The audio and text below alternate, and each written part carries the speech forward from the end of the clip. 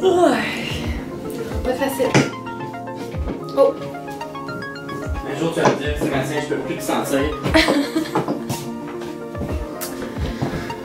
Bon, t'as l'air de quoi? Du yaourt.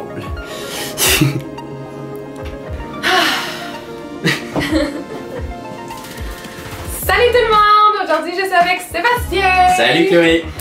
Puis là, Sébastien, moi je me demandais, parce que je sais qu'avant de se maquiller, il y a comme 1 million d'étapes à faire. Puis moi, je suis du genre à soit en faire juste une ou pas partout.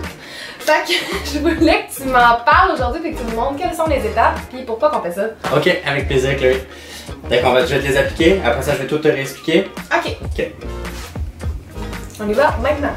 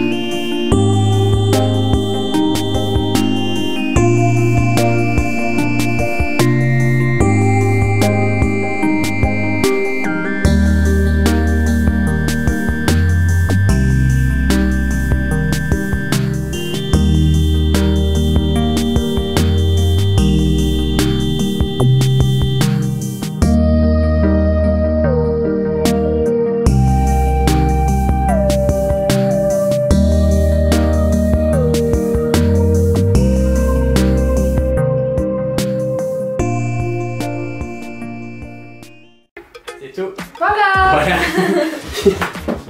Sauf que là, tu vas m'expliquer les étapes. Là. Je t'ai pas vu non plus. Non, non. Non? Attends, je vais te passer un petit miroir. Après, tu te regardes. Je sais que ça doit être quand même naturel, là. C'est très naturel. C'est super naturel. Regarde. Ah, mais c'est beau! T'aimes ça? Oui. Oui? C'est un look qui est très, quand même très tendance, le look maquillé, pas maquillé. Ingénieux, oui. C'est quand on l'appelle vraiment le look super simple, super naturel. C'est très beau. Ouais.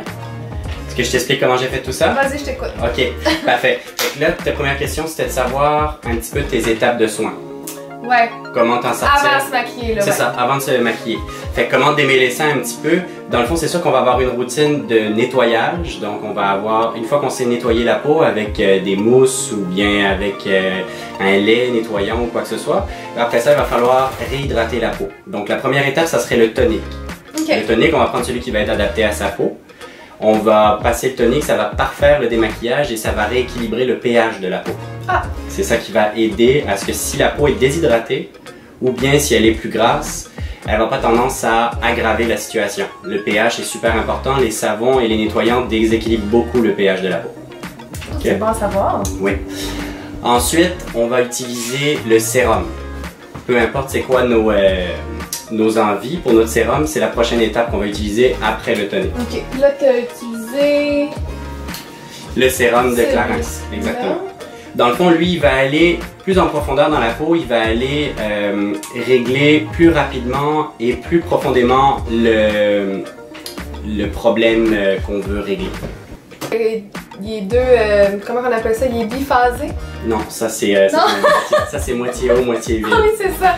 Lui, il y a deux, bref, faut le brasser. Oui, il faut bien penser à le mélanger parce que ça dépend, c'est ça. Il y a beaucoup de produits, il y a beaucoup de produits différents, fait qu'ils ont chacun leur effet. Celui-ci, il est ultra hydratant.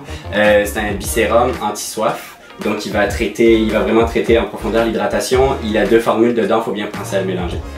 Ok. Ensuite, on va utiliser notre crème pour les yeux. Super important, moi j'utilise la crème pour les yeux avant de mettre la crème hydratante. Venir appliquer tout au contour des yeux. On n'est pas obligé d'en appliquer trop, c'est juste l'utilité, c'est d'en mettre, puis ça va déjà vraiment bien agir.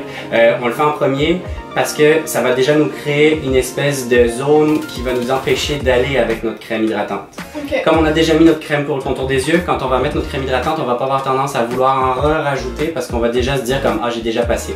Puis c'est super important, on veut pas trop hydrater le contour des yeux parce que sinon la peau est trop fine et on risque de faire des petits boutons qu'on appelle des grains de mélium.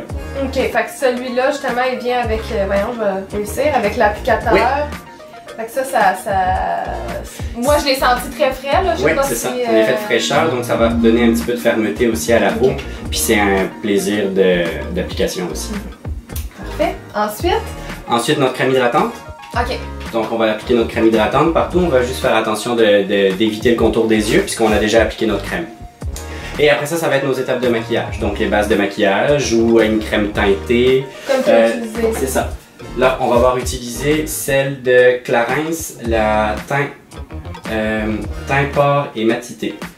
Moi, je l'ai vraiment aimé parce que dans le fond, tu vas avoir un teint vraiment velours avec ça. Fait que ça a déjà...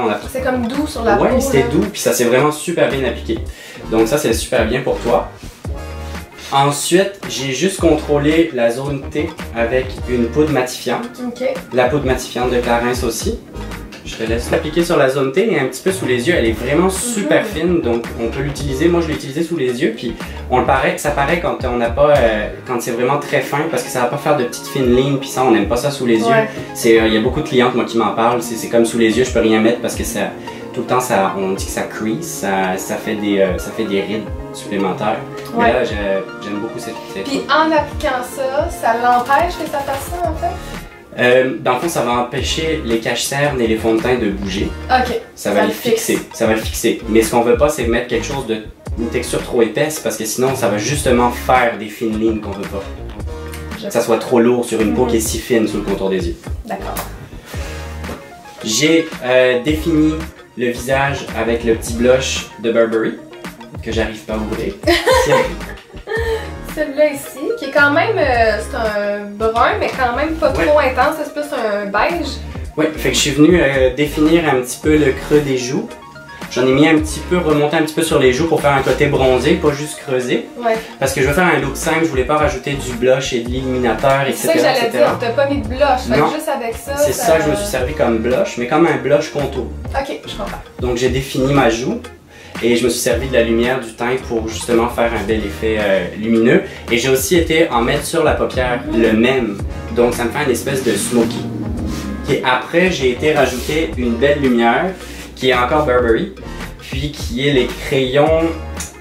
Dans le fond, ces crayons-ci que tu connais aussi, que tu aimes bien. Ben, ils sont nouveaux, là. C'est les stylos ombreurs et sculpteurs.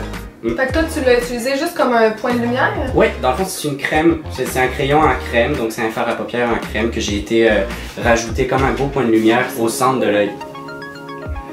Donc ça redonne bien un effet de rondeur à l'œil, c'est super beau. Surtout quand on matifie beaucoup les choses, ben, on a besoin de rajouter de la lumière, de l'éclat.